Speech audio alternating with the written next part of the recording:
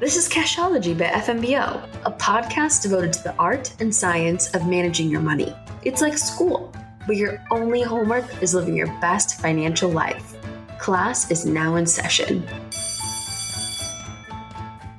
You're throwing your money away. Do we have your attention?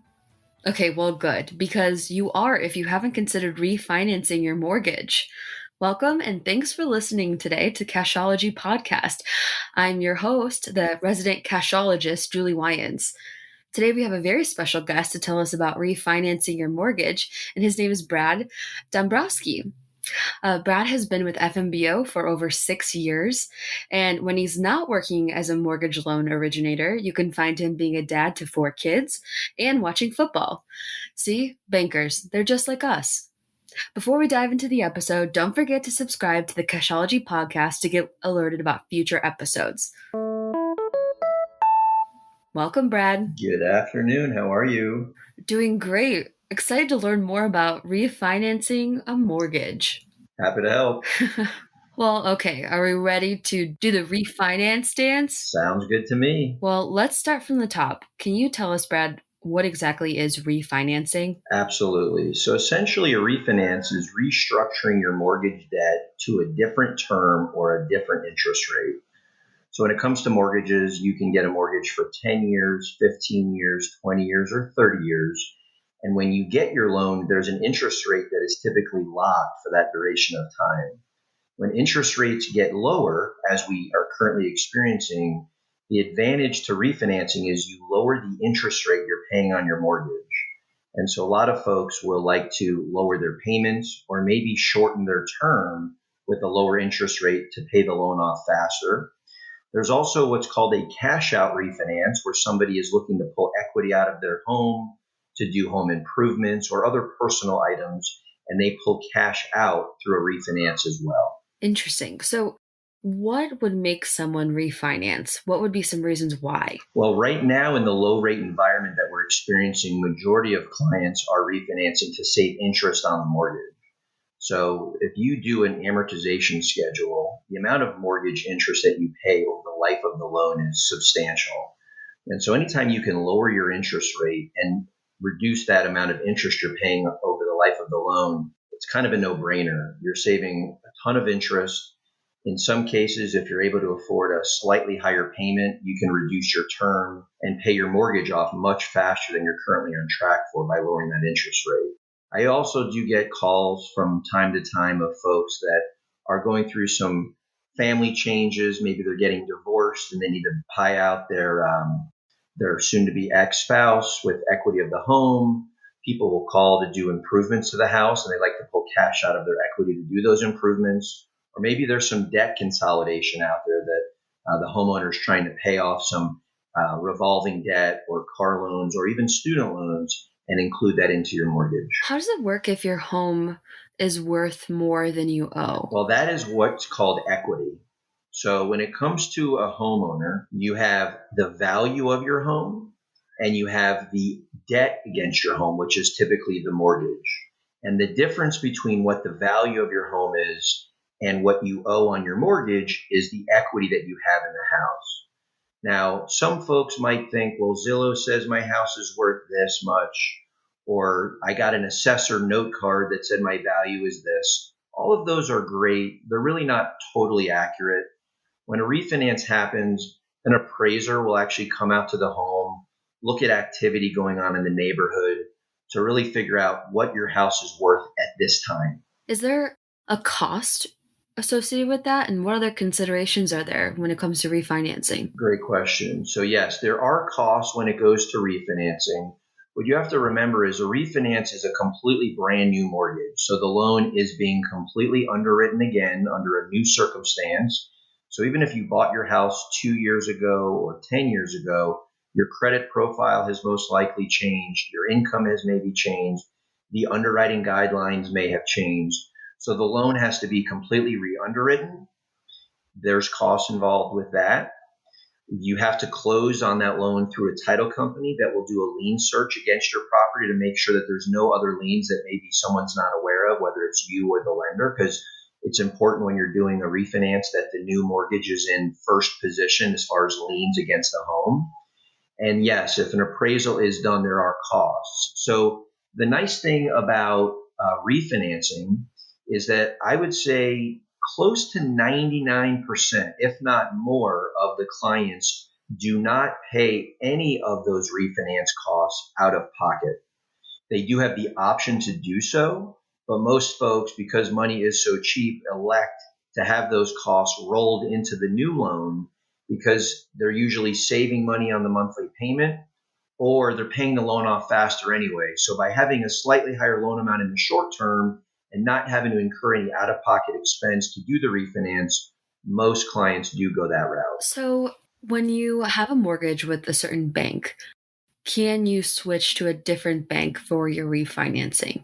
About 10 years ago or so, there was loans that had what they were called prepayment penalties. And so essentially what that meant was is if you got a mortgage and had a 3-year prepayment penalty, that lender would penalize you for paying your loan off quicker. The government stepped in probably within those last 10 years and has, for the most part, gotten rid of all prepayment penalties. So if you are listening to this podcast and you have a mortgage with any bank out there, whether it's a bank or a broker or really anybody, you could take a new loan or refinance with any new lender you choose. And so, yes, you're welcome to work with anyone you want. It doesn't matter who your current loan is with.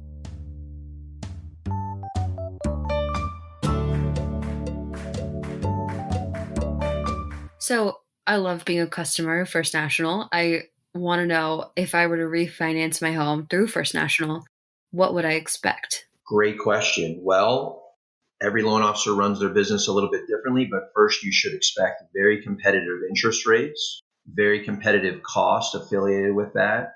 You should experience great top-notch customer service. And then the most important piece is at First National Bank, we service all of our loans. Now that's a rarity in the mortgage business. What that means is after that loan closes, your loan is not being sold off to another bank and then maybe another bank in 6 months.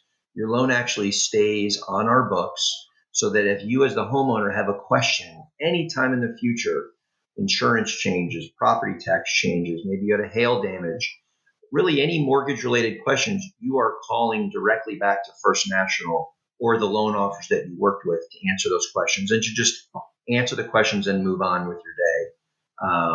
High level, those are some nice benefits that what people can expect. How important is it to find a loan officer that you get along with? I mean, how much face-to-face or interaction do I have with my loan officer? These days, really not a lot of face-to-face interaction because of the COVID world that we're living in as we record this with social distancing. A lot of clients are busy in their lives. They have jobs or they're working remotely or they have their children. And so they like the idea that they are not required to meet face-to-face to do a refinance. Now, don't get me wrong. If someone's listening to this podcast and they would prefer to meet face-to-face, we always make those accommodations, but it is not required. And so we try to make it as convenient as possible. Typically, we'll start gathering information. If your loan's already with us, we'll recap what you've already had to make sure what has changed and really just to make the experience as smooth as possible. You mentioned in the beginning, should you like the loan officer that you're working with? Here's the thing. Your mortgage is most likely the largest financial debt that any homeowner is ever going to have, really any of us. And so I've been doing this for close to 20 years. And what I've learned over the years is there's a lot of emotion when you're dealing with your mortgage. More emotions when you're buying a house than when you're refinancing. But you should work with someone that's going to communicate with you very well along the way so that you're not wondering what's going on. Is there a problem? I've had no news. And you should ask those questions to the loan officer in the beginning of the process to set that expectation of what you should experience for the refinance process. Yeah, this is a big deal. So for someone that may not have refinanced before, I mean, what's the very first step in scoping out which bank you want to go with? And even if finding out if refinancing is for you? Sure. So first off, I would say I'm always a fan of starting where you bank. So if you have a checking or savings account at said bank, you should check there to see if maybe they provide mortgages and then ask, will they then service that loan to make sure it stays there? If you have an existing mortgage with a certain bank, it's not a terrible idea to go back to that bank and ask, do they offer refinancing? It's also not a terrible idea to check around for at least a second opinion. A lot of my business personally started at a different bank. They were encouraged to give us a call, and in most cases, our deal was better, and they decided to work with us instead. So really start where you maybe already have an existing relationship. And then if you'd like, check with one more place just to get a second opinion to make sure that you're comfortable with what you're being offered and the person that you might be working with. You had mentioned earlier that your credit score could have changed throughout the course of time with your mortgage. How would I know about my credit score, and if it's higher or lower, what would you recommend for customers? So these days, a lot of our credit cards that we offer, not just with First National, but really out there, does give you a credit score every so often, whether it's on your credit card statement. There's a lot of third-party apps out there. There's Credit Karma and a lot of other website, I think Credit Nerd or something like that, where you can keep an eye on your credit. Here's the important thing that I tell all of my clients. Every credit repository that's free has their own algorithm of how they determine what your scores are. So if you got your credit card statement from, let's say, First National Bank, and it said your credit score was a 740, that doesn't necessarily mean you're going to have a 740 when we pull your credit. In the mortgage business, again, going back to it being your largest financial asset and probably your largest debt that you'll ever have, the credit that we pull is a little bit more in depth. We look at a 7-year snapshot. We're looking at anything bad that may have occurred and good, obviously. And so a lot of times those other free credit reporting things that I mentioned earlier, they're usually looking at a smaller snapshot. So you can also go to annualcreditreport.gov to get a free credit report once a year, and there's no credit inquiry to do that. So I do encourage everyone to always check their credit report at least once a year to make sure there's no fraudulent activity and that you're aware of what's going on out there. Is there any consideration if I'm thinking about moving to a different home, whether or not refinancing is for me? Do I wait until I establish if I want to move? Or is there a time period I should consider? And that is the very first question I ask every client that calls me that heard rates were lower and wants to refinance. Because here's the deal. When you refinance, you are in most cases resetting the amortization clock. And for those of the folks that are listening to this that are not aware, most mortgage amortizations are very heavy on the interest for those first 5 or 10 years on a 30-year. So when I ask someone if they're moving, the question I ask is, do they have any thoughts on moving in the next 3 to 5 years? The reality is if somebody's moving in 3 years, unless their interest rate is sky high, they're usually not a benefit to refinance right now because the cost that you're going to have rolled back into your loan, those first 3 years isn't really giving the loan enough momentum to really get that new amortization brewing at the lower rate. And there's a chance that if you move too quickly, your loan may not be that much lower than it would have been. So great question. And yes, moving should play a very large role in if refinancing is right for you. I didn't really consider that. And now I'm wondering, it's nice it's not right for everyone to refinance their home, especially if they're moving soon. It's not. What other tips or tricks or potential discounts should we look out for when we refinance a mortgage? Great question. So again, going back to the trickiness of a mortgage amortization, and this is just how the industry works. Every time I run an analysis for any of my clients that are thinking about refinancing, let's say somebody did a 30-year note 3 years ago and they have 27 years remaining. They're not looking to increase their payment, but they are looking to save some money. I will strongly encourage and do an analysis to show that individual what it would look like if they maintain the exact same payment that they're currently making at the lower rate.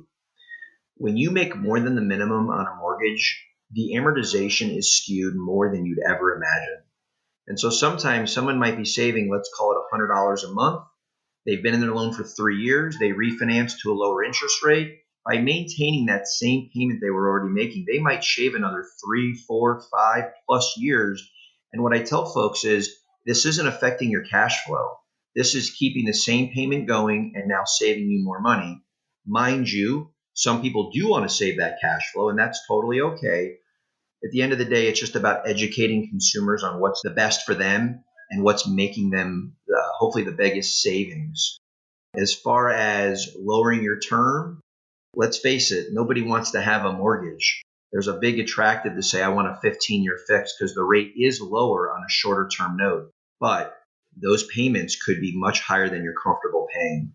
So another piece to the puzzle is to not chase a payment that you may regret later. All loans in today's environment, as I mentioned earlier, have no prepayment penalties. So there's nothing wrong with taking a 30-year note or a 20-year note and paying that off in 15 years and having some cash flow flexibility if you need that money every once in a while to go on a vacation or to fix some things up in the home. Whereas if you went aggressive right off the bat to, let's say, a 15-year fix, you may have a payment more than you're really comfortable with for the next 15 years of your life. So again, it's just about making sure you're being educated on your choices.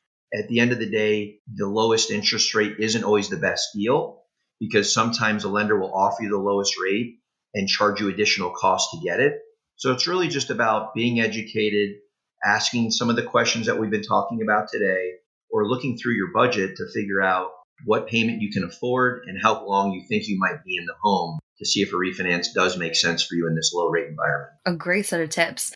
I mean, ultimately what we care about is the financial health of our customers. And if refinancing is right for you, a loan officer at FMBO will certainly help. The one little tidbit I wanted to share is, did you know this, Brad, that in Scotland, people paint the front of their door red when their mortgage is paid off? That's a beautiful thing. Did you know that? I was not aware. I'd love to see a lot of red doors in our...